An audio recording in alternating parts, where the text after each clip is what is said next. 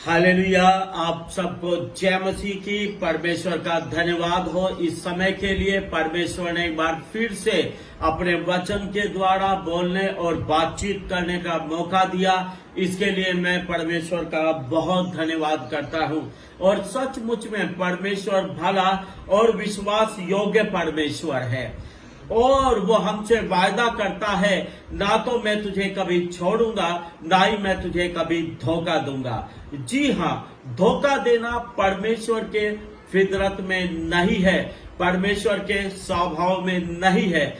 लेकिन मैं आपको बता दूं, मनुष्य धोखेबाज है। और कई बार विश्वासी जीवन में आने के बाद भी लोग लोगों को धोखा देते हैं।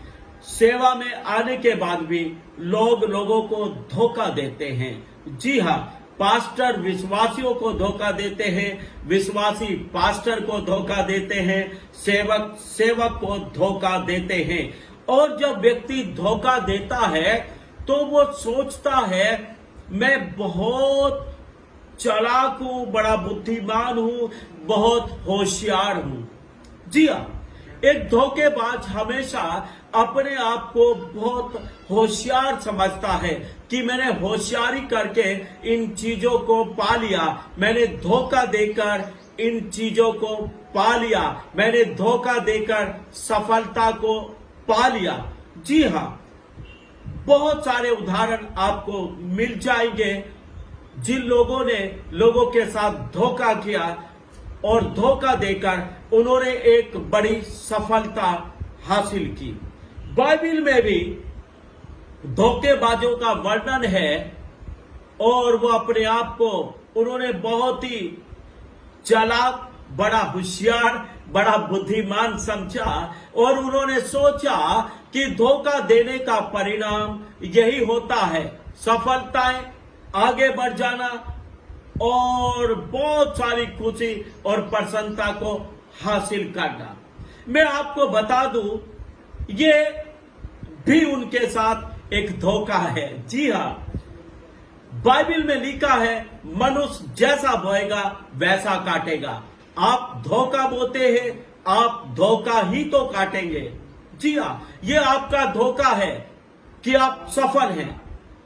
जी हाँ, ये आपका धोखा है कि आपने बहुत आशीषों को पा लिया, आप बहुत आगे बढ़ चुके हैं। आप धोखे में हैं। परमेश्वर कभी भी धोखेबाजों को पसंद नहीं करता।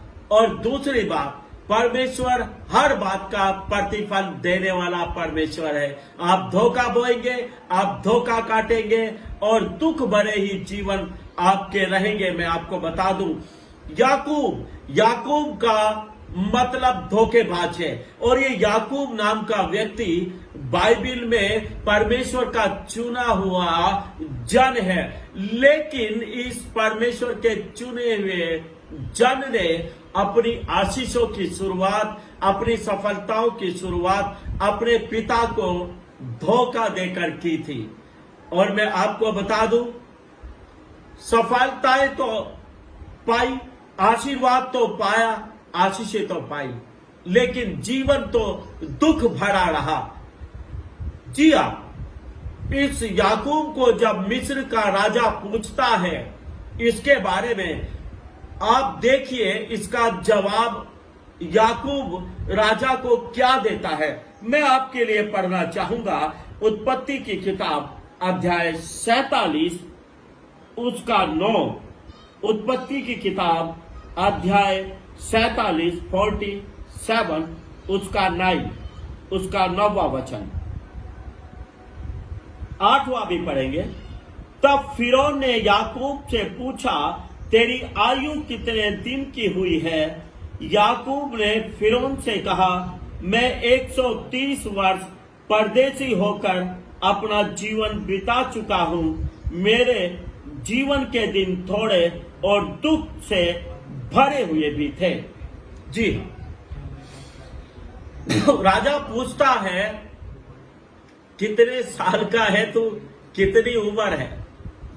बोलता 130 साल मैंने परदेसी होकर बिताए और मेरे जीवन के दिन थोड़े और बोलता दुख भरे रहे, दुख भरे रहे। जी हां, ये याकूब परदेसी होकर रहा 130 साल तक। जी हां, जब ये अपने पिता के पास इसहाक के पास था और इसके पिता इसहाक ने ठान ली थी कि अपने बेटे एसाव को मैं जी भरकर आशीर्वाद दूंगा और वो अपने जीवन में बहुत ही बढ़ती को पाएगा। एसाव को उसने कहा तू शिकार करके लेके आ, अच्छा सा भोजन मेरे लिए बना, मुझे खिला और मैं तुझे जी भरकर आशीर्वाद दूंगा। और ये बात इसहाक की पत्नी ने सुनी और वो एसाव से इतना लगाव नहीं करती थी बड़े बेटे से, लेकिन छोटे बेटे याकूब को बड़ा प्यार करती थी। और उसने सोचा कि मेरा छोटा बेटा याकूब जो है उसको ये सब आशीर्वाद मिले, और इसके लिए उसने याकूब को अपनी योजना में शामिल किया। उसको बोला बकरी का बच्चा लेके आ, मैं अच्छी तरह उसको बनाऊंगी, पकाऊंगी और तू उसे अपने पिता के पास ले जाना और अपने आप को बोलना मैं एसाव हूं और एसाव की जगह तेरा पिता तुझे आशीर्वाद देगा। याकूब परमेश्वर का चुना हुआ जन है। याकूब को विश्वास होना चाहिए कि मेरा परमेश्वर जिसने मुझे चुना है वो मुझे आशीषित करेगा, वो मुझे बढ़ाएगा। मुझे इस धोखा देने की जरूरत नहीं है। मैं अपने पिता को धोखा नहीं दूंगा, अपनी मां के धोखे की योजना में शामिल मैं नहीं हूंगा। याकूब इस बात को तय कर सकता था, लेकिन याकूब ने अपनी मां की बात मानी और याकूब ने एक बकरी का बच्चा अपनी मां को लाके दिया और वो बकरी का बच्चा इसहाक की पत्नी रिबका ने पकाया और इसने याकूब ने उसको अपने पिता के पास ले जाकर उसको खिलाया। और याकूब ने क्या किया, एसाव जो उसका बड़ा भाई था उसका शरीर पर बाल ज्यादा थे, रोए रोए थे बाल थे, और उसने याकूब ने अपनी बाजुओं पर बकरी के बच्चे की खाल को लपेट लिया ताकि वो मुलायम भी लगे और रोएदार उसकी त्वचा लगे। इसहाक को वहम हुआ, शक हुआ, ये मेरा बेटा एसाव नहीं। उसने पूछा भी लेकिन उसने बोला नहीं मैं एसाव हूं। उसने उसको बुलाया, उसको छुआ तो रोएदार खाल को महसूस करके उसने ये समझ लिया कि नहीं ये मेरा बेटा एसावी है। जी हां, वो अंधा था, धुंधली हो चुकी थी इसहाक की आंखें, नजर कमजोर हो चुकी थी, पहचान नहीं पाता था क्योंकि वो बहुत बूढ़ा हो चुका था। इसलिए वो शकल को तो देखकर पहचान नहीं पाया, लेकिन उसने जब हाथ से छुआ तो बकरी के बच्चे की खाल को महसूस करके उसने महसूस किया ये तो मेरा बेटा एसावी है, और उसने जी भरकर उसे आशीर्वाद दिया और याकूब ने उन सारे आशीर्वादों को ले लिया। और बाद में जब एसाव आया तो इसहाक जान गया कि ये तो मेरे साथ धोखा हुआ है, आशीर्वाद याकूब ले गया है एसाव के बदले।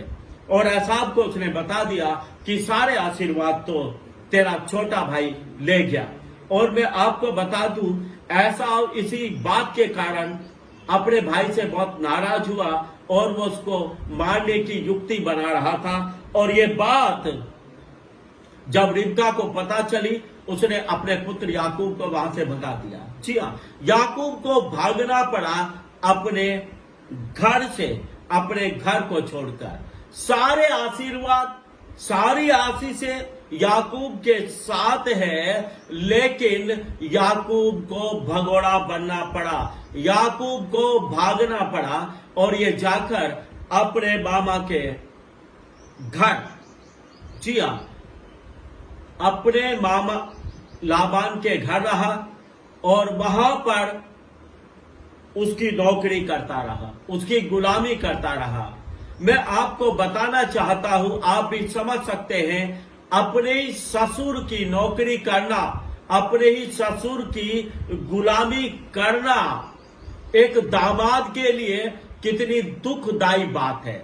जी हां, एक आशीर्वाद मिले हैं, आशीषें मिली है, परमेश्वर इसके साथ है, लेकिन एक बड़ा दुख भी है, अपने ही ससुर की गुलामी करता है, उसकी भेड़ बकरियों को चराता है। और मजदूरी में जो रखा गया, इसके लिए बकरियां रख दी गई भी, भाई काली चित्तीदार तेरी होंगी, ये वाली मेरी होंगी। लेकिन जब चित्तीदार ज्यादा बकरी निकली तो उसके मामा ने बोला नहीं, ये तो मैं रखूंगा। कई बार इस तरह जिन बकरियों की बात हुई वो बकरियां याकूब को नहीं मिली, उसके ससुर ने हत्या ली। बार बार उसने याकूब के साथ धोखा किया। जी हां, आप धोखेबाज हैं, आपको भी धोखा ही मिलना है। और यहां से परेशान होकर अब याकूब ने ठान लिया, मैं इस घर को छोड़ दूंगा। और उस घर को छोड़ना याकूब के लिए इतना आसान नहीं था। वहां से उसको चोरों की तरह भागना पड़ा। अपनी ही इसकी पत्नियां थी, अपनी ही दौलत थी, अपने बच्चे थे, तो भी अपने मामा लाबान के यहां से, अपने ससुर के यहां से उसको वहां से भागना पड़ा, चोरी भागना पड़ा। जी हां, अपने पिता के घर से भागा, अपने ससुर से के घर से भागा। जी हां, और उन्हीं चीजों को चोरी लेकर भागा जो उसकी वास्तव में अपनी थी। वो उसकी अपनी औलाद थी, अपनी पत्नियां थी, तो भी चोरी से लेकर भागना पड़ा। भगोड़ा, याकूब भगोड़ा रहा। उसके बाद क्या हुआ? वापसी में भी अपने भाई से भी रास्ते में मिला, लेकिन भाई के डर से अपने उस पिता के नगर को, उस शहर को, उस गांव को नहीं गया, दूसरी जगह उसको रहना पड़ा। जी हां, अपने पिता की जगह को छोड़ दूसरी जगह रहना पड़ा।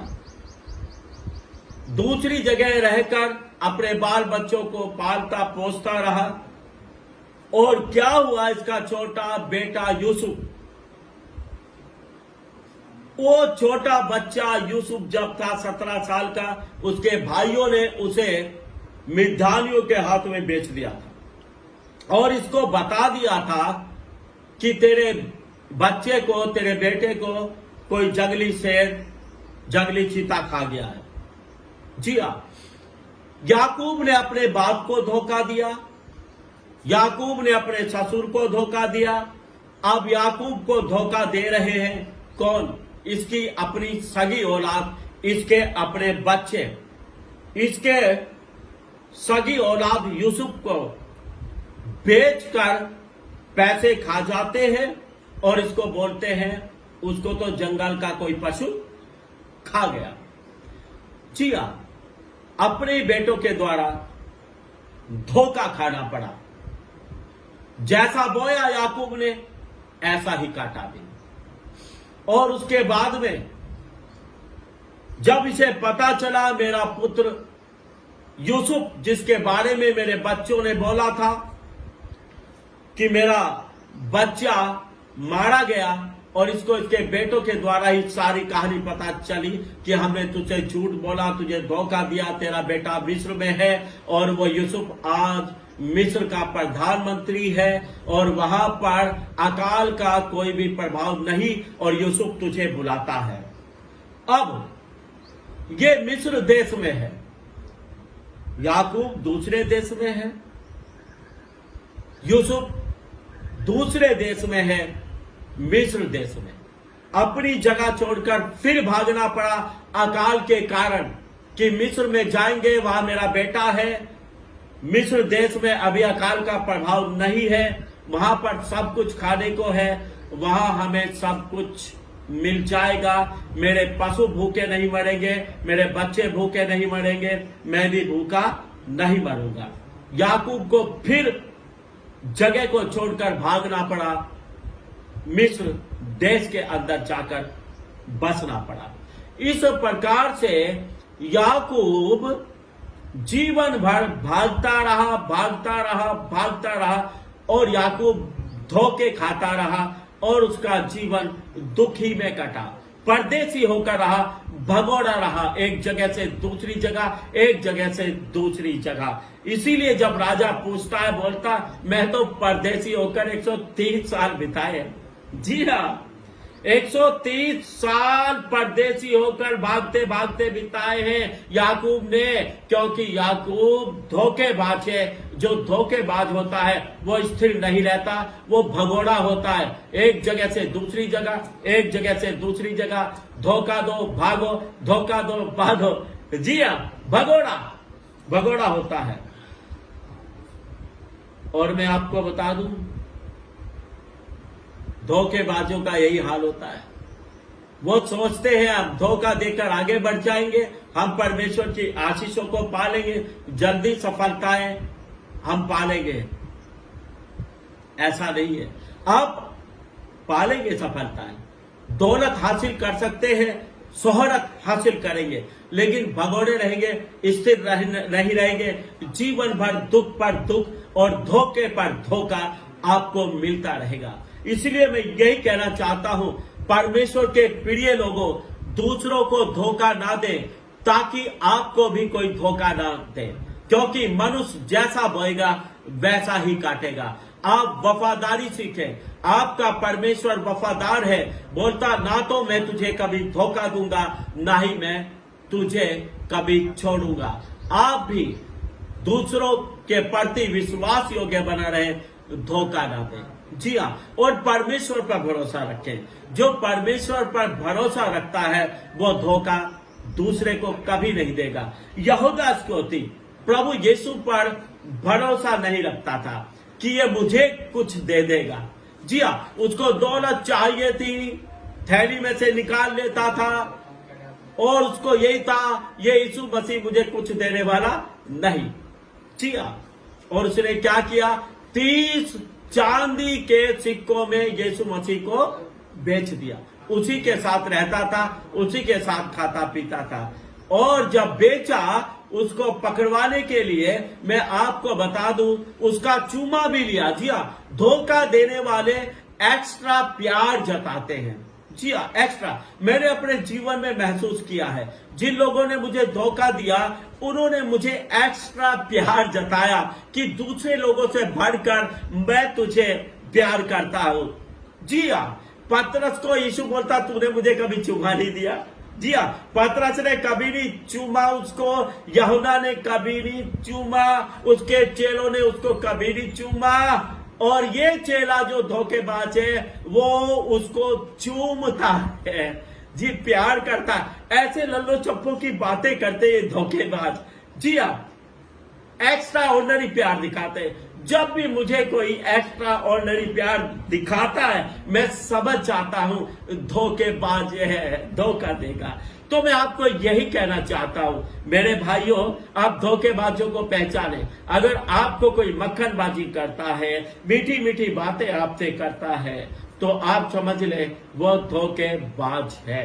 और आप भी बचे और कभी किसी के साथ धोखा ना करें, क्योंकि धोखाबाज जीवन भर भगोड़ा रहता है, धोखेबाज स्थिर नहीं रहता है, धोखेबाज हमेशा धोखा ही खाता रहता है, जीवन भर दुख उठाता रहता है।